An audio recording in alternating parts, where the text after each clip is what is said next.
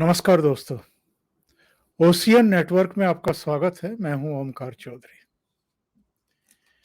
एक तो अरविंद केजरीवाल को सिंगापुर नहीं जाने दे रहे, ऊपर से उनकी सरकार की नई एक्साइज पॉलिसी की जो प्रक्रिया है, जो नियम कायदे हैं, उनकी जांच सीबीआई को सौंप दी है। 31 मई को 30 मई को इनके एक कट्टर ईमानदार मंत्री सत्येंद्र जैन को ईडी ने गिरफ्तार कर लिया था। अब जो एक और कट्टर ईमानदार इनके सहयोगी हैं, deputy chief minister Manish Sisodia, उनके खिलाफ भी सीबीआई की जांच बैठाई जा रही है। तो सवाल यह है कि ऐसे में अगर अरविंद केजरीवाल का जो धैर्य है वो जवाब नहीं देगा तो कब देगा? और इतने घबराए हुए हैं, इतने परेशान हैं सर जी कि प्रेस कॉन्फ्रेंस कर डाली शुक्रवार को, और प्रेस कॉन्फ्रेंस में क्या क्या नहीं कहा। बस गाली गलौच ही बाकी थी, बाकी तो उन्होंने सब कुछ कह डाला। वो सावरकर की औलाद हैं, हम भगत सिंह की औलाद हैं, ना हम जेल जाने से डरते हैं, ना हम फांसी से डरते हैं। पहले ही बता दिया था, 4 महीने पहले बता दिया था, अब ये मनीष सिसोदिया को गिरफ्तार करेंगे। 4 महीने पहले कब बता दिया था? सत्येंद्र जैन की गिरफ्तारी 30 को या 31 मई को हुई है। अभी सत्येंद्र जैन की गिरफ्तारी को भी पूरे 2 महीने नहीं हुए हैं, और सत्येंद्र जैन की गिरफ्तारी के बाद इन्होंने ये कहा था कि साहब ये लोग मनीष सिसोदिया को भी फंसाएंगे, मनीष सिसोदिया को भी गिरफ्तार करेंगे, ऐसा मुझे लग रहा है। क्यों लग रहा था? क्योंकि इनकी नई एक्साइज पॉलिसी नवंबर 2021 में लागू हो गई थी। इनके अपने चीफ सेक्रेटरी ने उस पर एक रिपोर्ट बना करके दी है। उस रिपोर्ट में नई एक्साइज नीति की तमाम ल्यूपहोल्स के बारे में और कुछ दूसरी घटनाओं के बारे में भी खुल करके लिखा गया है। कुल मिलाकर के 144 करोड़ रुपए की रिबेट देने या घोटाले के प्रमाण हैं। तो क्या ऐसे में भी ये जो कट्टर ईमानदार सरकार है अरविंद केजरीवाल की, और उनके जितने कट्टर ईमानदार मंत्री हैं, सहयोगी हैं, पार्टी भरी पड़ी है कट्टर ईमानदारों से, खुद ही बता चुके हैं कि 42 विधायकों के खिलाफ, मंत्रियों के खिलाफ अब तक एफआईआर दर्ज हो चुकी है, गिरफ्तारियां हो चुकी हैं। हमारे पीछे पड़े हुए हैं जी, हम ईमानदार हैं। ये इसलिए पीछे पड़े हुए हैं क्योंकि हमारी लोकप्रियता से घबरा गए हैं, हम देश भर में ना फैल जाएं, इसलिए हम पर इस तरह के आरोप लगाए जा रहे हैं। हमारे पीछे सीबीआई छोड़ी जा रही है, ईडी छोड़ी जा रही है, ताकि लोगों में ये साबित किया जा सके कि जैसी भ्रष्ट पार्टी भारतीय जनता पार्टी है, वैसी ही आम आदमी पार्टी भी है। अरविंद केजरीवाल वो एक वसीम बरेलवी का शेर है कि वो झूठ बोल रहा था बड़े सलीके से, वो झूठ बोल रहा था बड़े सलीके से, मैं एतबार न करता तो क्या करता? बड़े सलीके से झूठ बोलता है। अभी भारतीय जनता पार्टी का कम से कम 2 मेंबर ऑफ पार्लियामेंट और कुछ सीनियर नेता आदेश गुप्ता और दूसरे लोग, उन्होंने एक अभियान शुरू किया दिल्ली में कि ये जो बता रहे हैं कि हमने इतने स्कूल कॉलेज नए बना दिए, इतने अस्पताल नए बना दिए, ज़रा देखें तो सही कि वो हैं कहाँ और उनके नाम क्या हैं? बार-बार पूछा गया कि नाम तो बताओ, जगह तो बताओ कहाँ बना दिए, नहीं बता रहे हैं। तो वो गए जहाँ-जहाँ दावे किए गए कि साहब यहाँ कर दिया, वहाँ कर दिया और वहाँ कुछ नहीं मिला। टीन की शेड खड़ी हुई हैं, बोर्ड-वोर्ड लगे हुए हैं, कहीं-कहीं ताले-वाले लटके पड़े हैं, कोई निर्माण कार्य नहीं, कोई स्कूल नहीं, कोई कॉलेज नहीं। इसलिए आप देख रहे होंगे आजकल कि जब कोई आफिया फँस जाता है टेलीविज़न चैनल की डिबेट में, तो भारतीय जनता पार्टी हो या कांग्रेस के नेता हों या प्रवक्ता हों, वो सीधे यही पूछते हैं कि भैया इतने स्कूल कॉलेज बनाने का दावा करते हो, इतने अस्पताल बनाने का दावा करते हो, इतने अस्पतालों के बिस्तर और आईसीयू पता नहीं क्या-क्या दावे करते हो, नाम बताओ, कहाँ बनाए हैं? नाम नहीं बताएँगे, लेकिन बनाए हैं जी। अभी मैं एक डिबेट देख रहा था कल, एक एमएलए था कोई झा, वो कह रहा था जी मेरे इलाके में आ जाओ आप, मैं 3 तो आपको दिखा दूँगा। तो उनसे बार-बार पूछा गया कि उन 3 में से 1 का नाम बता दो, 3 के मत बताओ। वो डिबेट में, लाइव डिबेट में 1 का नाम भी नहीं बता रहा था। तो वो झूठ बोल रहा था बड़े सलीके से, मैं एतबार ना करता तो क्या करता? ये बड़े सलीके से झूठ बोलने के लिए सिंगापुर भी जाना चाहते थे और सिंगापुर में जिस सम्मेलन के लिए, सेमिनार के लिए, कार्यक्रम के लिए ये परमिशन माँग रहे थे लेफ्टिनेंट गवर्नर से, वो मेयरों का सम्मेलन है।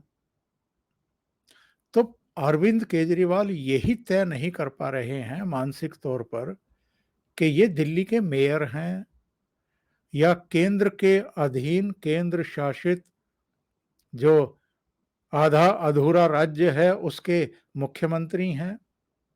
कभी ये बिहार के, पंजाब के, हरियाणा के, उत्तर प्रदेश के, आंध्र प्रदेश के, महाराष्ट्र के, मध्य प्रदेश, राजस्थान, छत्तीसगढ़ के, उत्तराखंड, हिमाचल प्रदेश के जो फुल फ्लैश स्टेट हैं, उनके जैसी पावर के लिए सड़कों पर उतर पड़ते हैं। कहते हैं जी वो भी तो मुख्यमंत्री हैं, मुझे भी उतनी पावर दो, मुझे भी पुलिस दो, मेरे हाथ में भी ये सब होना चाहिए। और कभी मेयरों के सम्मेलन में जाने के लिए इतने उतावले हो जाते हैं कि अगर लेफ्टिनेंट गवर्नर ये कहते हैं कि भई वो मेयरों का सम्मेलन है, आप वहाँ नहीं जाएँ, आप एक राज्य के मुख्यमंत्री हैं। अधूरे आधे-अधूरे राज्य के ही सही लेकिन हैं तो मुख्यमंत्री। तो इस पर बिफर पड़ते हैं कि नहीं मैं तो जाऊँगा, मैं तो जाऊँगा, मैं तो जाकर के दिखाऊँगा। मतलब पता नहीं किस बात का भीतर से एक फ्रस्ट्रेशन का भाव है। कई बार हम देखते हैं कुछ पेट्स होते हैं जिनको आप रोको कि आप उधर मत जाओ, जाएँगे वो, वहाँ ज़रूर जाएँगे। छोटा बच्चा जिद करके उसी तरफ जाएगा जिस तरफ जो है हम रोकेंगे और आप गुस्सा भी आएगा लेकिन आप कुछ कर नहीं पाएँगे। उनको रोकेंगे, प्यार से समझाएँगे, एक आध चट्टू लगाएँगे। तो अरविंद केजरीवाल को एक तो सिंगापुर नहीं जाने दे रही है और वो सीधे आरोप लगा रहे हैं प्रधानमंत्री नरेंद्र मोदी पर, क्योंकि नरेंद्र मोदी से नीचे तो बात ही नहीं करते वो। पहले गृह मंत्री को, दूसरे मंत्रियों को भी कह देते थे, पर जब से अमित शाह साहब ने कोविड काल में इनकी मदद की है पहुँच करके, इनको संकट से उबारा है, दिल्ली को संकट से उबारा है, तब से कम अमित शाह के बारे में इन्होंने उल्टी-सीधी भाषा का प्रयोग करना बंद कर रखा है। लेकिन डायरेक्ट इनडायरेक्ट वे में तो ये पूरी भारतीय जनता पार्टी को, पूरी केंद्र सरकार को कोसने का कोई मौका नहीं छोड़ते, बल्कि कई बार तो इस तरह की निचले स्तर की जो गंदी ज़बान होती है उसका यूज़ करते हैं, जैसे इन्होंने शुक्रवार को प्रेस कॉन्फ्रेंस में की कि ये सावरकर की औलाद हैं और हम भगत सिंह की औलाद हैं, हम डरते नहीं हैं। क्या-क्या कहा इन्होंने? और वो जो रिपोर्ट थी जिसके आधार पर लेफ्टिनेंट गवर्नर ने इनकी नई एक्साइज़ पॉलिसी की सीबीआई जाँच की सिफ़ारिश की है, जाँच के आदेश दिए हैं, वो क्या है और उसमें क्या-क्या कमियाँ इन्हीं के चीफ सेक्रेटरी ने बताई हैं अपनी जाँच रिपोर्ट में, जिसके आधार पर ये सीबीआई की जाँच हो रही है, जिस पर ये बिफरे पड़े हैं। इनके प्रवक्ता, इनके राज्यसभा के सदस्य संजय सिंह अलग-अलग चैनलों पर जाकर के प्रधानमंत्री पर आरोप लगा रहे हैं। कभी उनकी मंगोलिया यात्रा का ज़िक्र करते हैं, कभी अरब कंट्रीज़ का करते हैं, कभी कहीं का करते हैं, कभी कहीं का करते हैं। मतलब अगर सिंगापुर नहीं जाने दोगे, तो हम प्रधानमंत्री की विदेश यात्राओं पर भी सवाल खड़े करेंगे। ये हालत हो गई है फ्रस्ट्रेशन की। मतलब आपा खोने को तैयार हैं।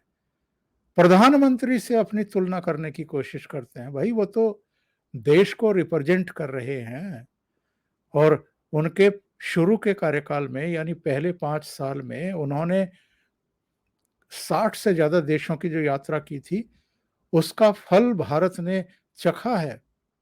पिछले दिनों जहाँ-जहाँ दुनिया के हिस्सों में क्राइसिस आए हैं, भारतीय फँस गए हैं, कोई सहयोग की ज़रूरत पड़ी है दुनिया भर के देशों की तरफ से, वहाँ हमें हाथों-हाथ सहयोग मिला है। इनको सिंगापुर जाकर के कौन-सा सहयोग मिलने वाला है? या ये कौन-सा वहाँ पर झंडा टाँगने वाले हैं या भारत की प्रशस्ति करने वाले हैं? ये वहाँ जाकर के भी झूठी-सच्ची बातें करेंगे, अपनी पीठ ही थपथपाएँगे, झूठी-सच्ची। मोहल्ला क्लिनिक का ढिंढोरा पीटते हैं। सत्येंद्र जैन को जी पकड़ लिया। उन्होंने दुनिया में ऐसा काम कर दिया, मोहल्ला क्लिनिक बना कर के विदेशों के अतिथि भी देखने आते हैं। फला राज्य का मुख्यमंत्री देखने आ गया और ऐसे बहुत सारे मोहल्ला क्लिनिकों के फ़ोटो हमने और आपने देखे हैं, जहाँ गायें खड़ी हुई हैं, जहाँ गंदगी पड़ी हुई है, जहाँ कोई भूले-भटके भी नहीं आ रहा है, जहाँ मोहल्ला क्लिनिकों की बहुत ही बुरी हालत है। ऐसा नहीं है कि सारे ही मोहल्ला क्लिनिक ऐसे होंगे, लेकिन ऐसे भी मोहल्ला क्लिनिक हैं, जो बनाए गए और पूरी तरीके से उपेक्षित पड़े हैं, बर्बाद हो गए। ना वहाँ स्टाफ, ना वहाँ कुर्सी, ना बैठने की व्यवस्था, ना कोई मरीज, ना कोई एनरोलमेंट। तो इन्होंने प्रेस कॉन्फ्रेंस में कहा कि हमने 3-4 महीने पहले बता दिया था कि ये लोग मनीष सिसोदिया को गिरफ्तार करने वाले हैं। हमें इनके लोगों ने बताया था कि मनीष सिसोदिया को गिरफ्तार किया जाएगा। जब हमने उनसे पूछा कि किस केस में गिरफ्तार किया जाएगा, तो इनके लोगों ने कहा कि केस तो कोई नहीं है, खोजा जा रहा है अभी। और इन्होंने ये भी कहा कि सिसोदिया पर लगे सारे आरोप बेबुनियाद हैं। कौन से आरोप लगाए हैं? अभी तो कोई आरोप लगाया नहीं। अभी तो जो नई आबकारी नीति इनकी है, जिसको लेकर के कांग्रेस के भी ऐतराज़ थे, भारतीय जनता पार्टी के भी ऐतराज़ थे, इनके चीफ सेक्रेटरी के भी ऐतराज़ हैं, वो रिपोर्ट आ गई है। उसी के आधार पर गवर्नर लेफ्टिनेंट गवर्नर ने ये सीबीआई की जाँच की सिफ़ारिश की है। अभी मनीष सिसोदिया पर तो कोई आरोप फ्रेम हुए नहीं हैं, लेकिन उससे पहले ही इन्होंने कहना शुरू कर दिया था सत्येंद्र जैन की गिरफ्तारी के साथ ही कि अब मनीष सिसोदिया पकड़े जाएँगे। तो इनको कैसे पता कि मनीष सिसोदिया पकड़े जाएँगे? इसका मतलब कहीं कुछ गड़बड़ कर रखी है ना। पानी तो वहीं मरता है ना जहाँ झील होती है, जहाँ कमज़ोरी होती है उसी तरफ जाता है, जहाँ ढलान होता है वहीं जाता है। तो कहीं इनको पता था कि कुछ गड़बड़ियाँ हो रखी हैं और कौन फँस सकता है इसका भी इनको आइडिया था। आगे कहते हैं कि जब हमारी सरकार बनी थी, तब दिल्ली में स्कूलों के हालात बहुत खराब थे। लेकिन सिसोदिया ने दिन-रात काम किया और आज दिल्ली के स्कूलों को इतना बेहतर बना दिया कि अमीर और गरीब के बच्चे सब स्कूल में पढ़ रहे हैं। मनीष सिसोदिया 6 बजे घर से निकल जाते हैं, वे अलग अलग स्कूलों में जाकर निरीक्षण करते हैं।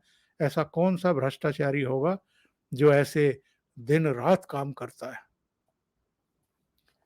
और ये कहना कि जेल से हमें डर नहीं लगता, तुम लोग सावरकर की औलाद हो, सावरकर ने अंग्रेजों से माफी मांगी थी, हम भगत सिंह को आदर्श मानते हैं, हमें जेल और फांसी से डर नहीं लगता, हम कई बार जेल हो आए, आप हमारे पीछे क्यों पड़े हो।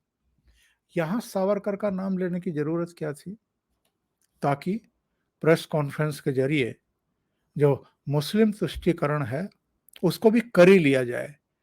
जैसे बार बार सावरकर को गाली देने की एक आदत कांग्रेस के नेताओं में पड़ी हुई है, राहुल गांधी वगैरह में, तो राहुल गांधी और अरविंद केजरीवाल में एक होड़ भी है कि मुस्लिम तुष्टीकरण के लिए कौन हिंदुओं के प्रतीकों को, स्वाधीनता सेनानियों को ज्यादा गालियां दे सकता है, ताकि वो कम्युनिटी खुश हो जाए कि चलो जो हिंदुत्व से जुड़ी हुई विचारधारा के प्रतीक पुरुष हैं, महापुरुष हैं, उनको ये लोग गालियां दे रहे हैं, तो ये ठीक है हमारे लिए। आगे लिखते हैं कि साहब हमारे कई विधायकों को जेल में डाला गया, लेकिन सब विधायक जेल से छूट करके बाहर आ गए। कोर्ट ने इनके खिलाफ बुरे बुरे आदेश पारित किए। पहले सत्येंद्र जैन को गिरफ्तार किया गया, अब मनीष सिसोदिया के पीछे पड़े हैं। और इन्होंने कहा कि हम कट्टर ईमानदार हैं, कट्टर ईमानदार। पूरे देश को भरोसा है कि ये लड़के ईमानदार हैं। लड़के, ये लोग झूठे केस में फंसाकर लोगों को बताना चाहते हैं कि ये लोग भी हमारे जैसे हैं, लेकिन जनता यकीन नहीं कर रही। तुम चाहे जितना कीचड़ फेंक दो, कुछ नहीं होगा, भगवान हमारे साथ है। जब से पंजाब में सरकार बनी है, देश का हर आदमी चाहता है हमारे बच्चे को अच्छी शिक्षा मिले, फ्री बिजली पानी मिले। हर व्यक्ति चाहता है हमें भ्रष्टाचार मुक्त देश मिले। ऐसे में लोगों की उम्मीद आम आदमी पार्टी बन रही है। ऐसे में इन लोगों को दिक्कत हो रही है। ये लोग दिल्ली में कामों को रोक देना चाहते हैं। शहजाद पूनावाला, जो भारतीय जनता पार्टी के तेज तर्रार प्रवक्ता हैं, उन्होंने केजरीवाल की प्रेस कॉन्फ्रेंस के बाद पलटवार किया। उन्होंने कहा कि अरविंद केजरीवाल ने पहले जितेंद्र तोमर को कट्टर ईमानदार कहा, फिर सत्येंद्र जैन को कट्टर ईमानदार बताया। अब नए कट्टर ईमानदार का स्कूल का रिपोर्ट कार्ड पेश किया जा रहा है और पूनावाला ने यह दावा किया कि नया एक भी स्कूल इनके कट्टर ईमानदार डिप्टी चीफ मिनिस्टर ने नहीं बनवाया शिक्षा मंत्री रहते हुए। 800 स्कूलों में तो कोई प्रिंसिपल तक नहीं है। ये उनका कहना था, ये उनका दावा था। और जो चीफ सेक्रेटरी की रिपोर्ट नई एक्साइज पॉलिसी के बारे में, उस रिपोर्ट में कहा गया है कि जीएनसीटीडी अधिनियम 1991, व्यापार नियमों के लेन देन यानी टीओबीआर 1993, दिल्ली उत्पाद शुल्क अधिनियम 2009 और दिल्ली उत्पाद शुल्क नियम 2010 के खुले उल्लंघन किए गए हैं नई एक्साइज पॉलिसी में। और रिपोर्ट में यह भी कहा गया है कि शराब माफियाओं पर हुई मेहरबानी के चलते दिल्ली के राजकोष को बड़ी चपत लगी है। और एलजी के ऑफिस के हवाले से यह बताया गया है एक रिपोर्ट में कि सिसोदिया की भूमिका संदिग्ध रही है इस पूरे मामले में और वो जांच के दायरे में हैं। 2021-22 के लिए जो शराब लाइसेंस धारकों के लिए टेंडर में 144 करोड़ रुपए का अवैध रूप से लाभ पहुंचाने का काम किया गया है। सिसोदिया ने फैसलों को अंजाम देने के लिए आबकारी नीति के वैधानिक प्रावधानों तक का उल्लंघन किया है। और ये भी बताया गया है कि सत्येंद्र जैन के जेल जाने के बाद अब सिसोदिया के पास ही अकेले 19 विभागों की जिम्मेदारी है।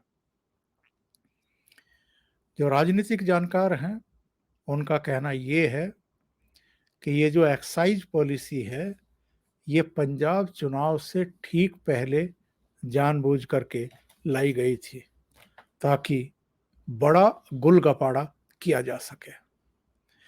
और कहा तो ये भी जा रहा है कि जो पैसे हस्तगत हुए, मिले, वो पंजाब के चुनाव में फूंके गए हैं, लगाए गए हैं। और अरविंद केजरीवाल जी पूरे मामले में जिस तरीके से हर बार इस तरह के जो भी केस आते हैं, उनमें ईमानदारी का सर्टिफिकेट तुरंत जारी कर देते हैं अपने लोगों को, और ये कह देते हैं कि मैंने खुद जांच कर ली है। तो जांच कर ली है, आप क्या कोई अथॉरिटी हैं? क्या आपने जांच कर ली है? और जब आपके मंत्री पकड़े जाते हैं, आपके लोग पकड़े जाते हैं, तो आपने खुद जांच कर ली। और जब वो अन्ना के नेतृत्व में आंदोलन चल रहा था और अन्ना भी बाद में कूदे, उससे पहले भी जो प्रेस कॉन्फ्रेंस होती थी, जब ये बैठते थे, प्रशांत भूषण बैठते थे, कुमार विश्वास भी बैठा लिए जाते थे, तब ये किस तरीके से बड़े-बड़े उद्योगपतियों पर, बड़े-बड़े मंत्रियों पर, केंद्रीय मंत्रियों पर आरोप चस्पा करते थे प्रेस कॉन्फ्रेंस में, जिनके लाइव प्रसारण होते थे, और आरोप लगा करके भाग जाते थे। कभी कोई सबूत सामने पेश किया नहीं इन्होंने। बहुत सारे लोगों ने तो इन पर केस कर दिए मानहानि के, उनमें अरुण जेटली से लेकर के नितिन गडकरी तक थे, और सबसे इन्होंने बाद में लिखित में माफी दी, माफी मांगी, और वो बड़े दिल के थे, उन्होंने माफ कर भी दिया। लेकिन अब भी इनका रवैया यही है। अगर आपने गड़बड़ी नहीं की है, अगर आपकी नई एक्साइज पॉलिसी साफ सुथरी है, दूध की धुली हुई है, आप भी दूध के धुले हुए हैं, मनीष सिसोदिया भी, तो फिर इतना घबराने की क्या जरूरत है? होने दीजिए सीबीआई की जांच। अभी के लिए इतना ही। बहुत बहुत धन्यवाद। अगर आपको ये चैनल और इसके कंटेंट पसंद आ रहे हैं तो लाइक करें, कमेंट करें, वीडियो को शेयर भी करें। अभी तक अगर आपने ये चैनल सब्सक्राइब नहीं किया है तो सब्सक्राइब कर लें, और साथ में लगे बेल आइकॉन को दबा दें, ताकि आगे आने वाले वीडियो और उनके नोटिफिकेशन आप तक पहुंचते रहें। बहुत बहुत धन्यवाद। नमस्कार।